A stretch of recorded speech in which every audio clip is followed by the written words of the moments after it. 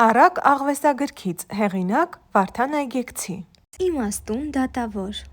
Մի մարդ ուներ չար կին, և կինը կռվեց նրա հետ և ասաց. «Կարծում ես, թե քո 3 որդիները քեզնից են, մեկն է քեզնից, իսկ 2-ը բիճ են»։ Եվ նա հարցրեց, թե ո՞րն է իմը, և կինը չասաց։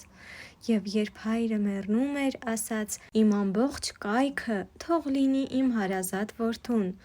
Եվ եղբայրները կռվում էին իրար հետ, մեկն ասում էր, թե ես եմ հարազատ որդին, և մյուսը, թե ես եմ, և գնացին մի իմաստուն դատավորի մոտ։